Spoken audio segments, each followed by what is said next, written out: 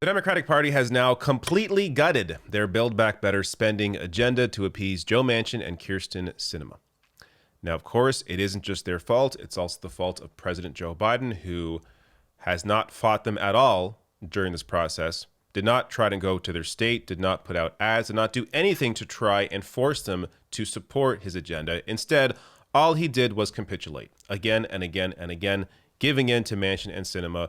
Meanwhile, the 3.5 trillion spending bill was already a compromise, down from 10 trillion to 6 trillion to 3.5 trillion, and still Manchin Sinema got whatever they wanted. Now, I'll get to details here, including what else is out of the package, but this is one of the last things that was left in the spending package that is now apparently out. So this from NBC News. Democrats are dropping family and medical paid leave from President Joe Biden's Build Back Better spending package. Multiple sources confirmed to NBC News as the party feverishly works to narrow down the bill and secure an agreement. The move comes after Joe Manchin, a key centrist, I don't know how they keep calling him that, raised objections to including guaranteed paid leave in the social safety net spending bill. Its removal deals a blow to Democrats who viewed the proposal as a key component of Biden's legislative agenda. I have to bring this up again. How do you keep calling him a centrist? The vast majority of the American people, when polled on these issues, lean progressive. They supported all the provisions in the Build Back Better agenda. So that would be the centrist position or the moderate position to agree with the American people. Joe Manchin is simply a tool of corporate interests, including his own interests, where he's making $500,000 a year from coal, personally, and at the same time working against any provisions that will reduce coal. Somehow that's legal. Not sure how, but it's completely insane.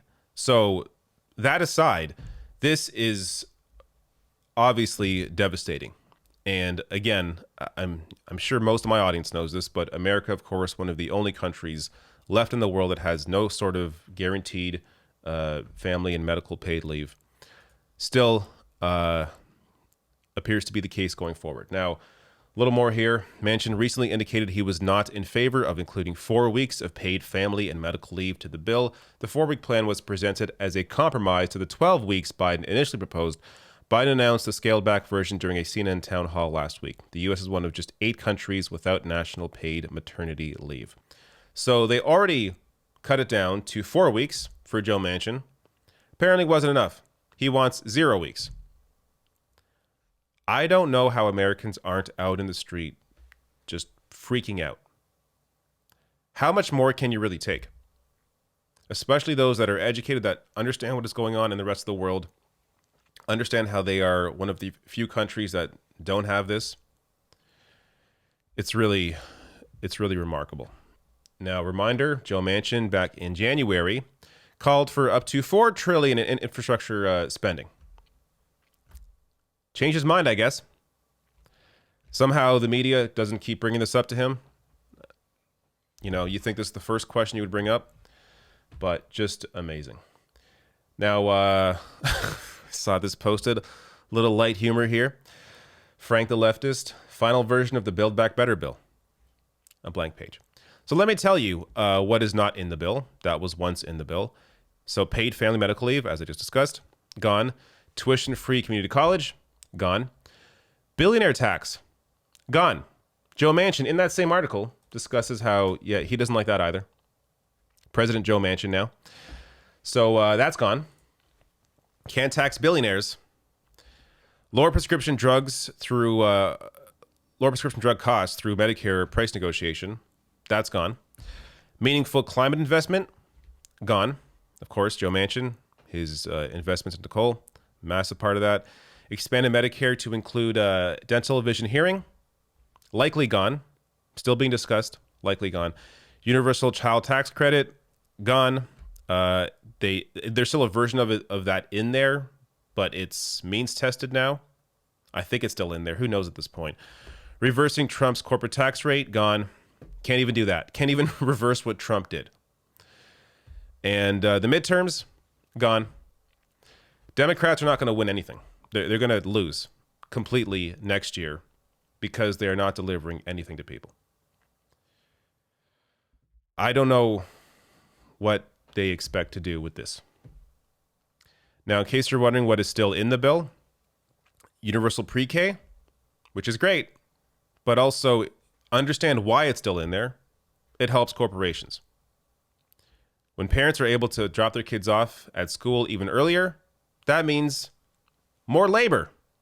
Bring those people in, send them back to the mines. Some climate investments, so I guess there's still some money being put into a climate investment, though unclear what that is. Elder care provisions, likely means tested help to some elders, some elderly people, and Pell Grants funding. Awesome. How do you call this the Build Back Better spending bill? There's nothing in there. It is so completely embarrassing.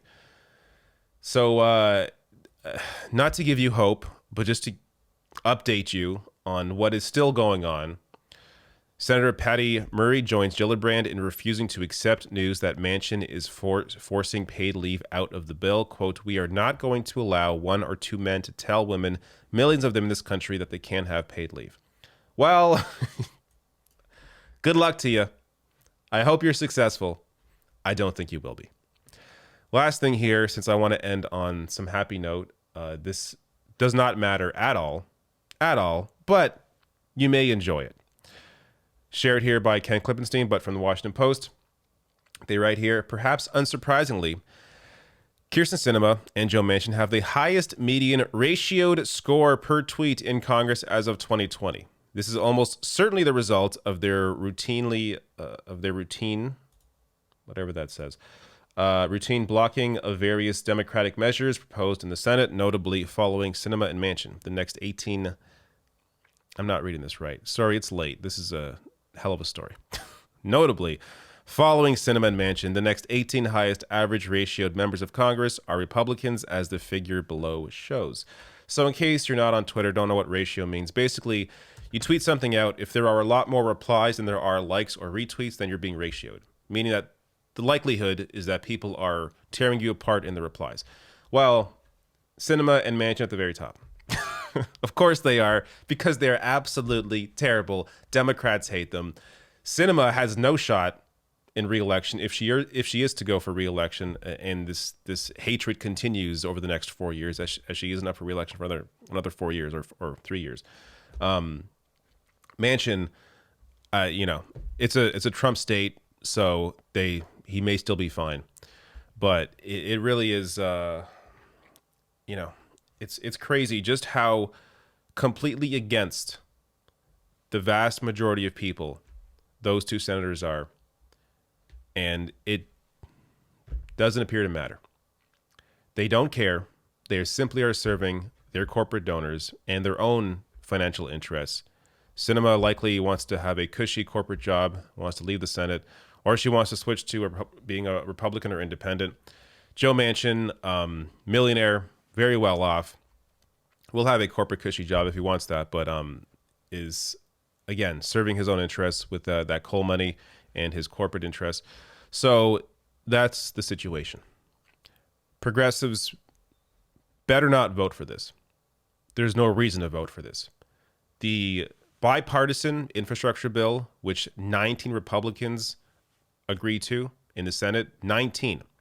Understand why they got 19 Republicans on that bipartisan infrastructure bill. It's a corporate giveaway. So you're not losing really anything by not voting for that. Why vote for this spending package? Don't give them the corporate giveaway that they want in that infrastructure bill. Vote against both of these unless this spending bill improves, and I just don't see that happening.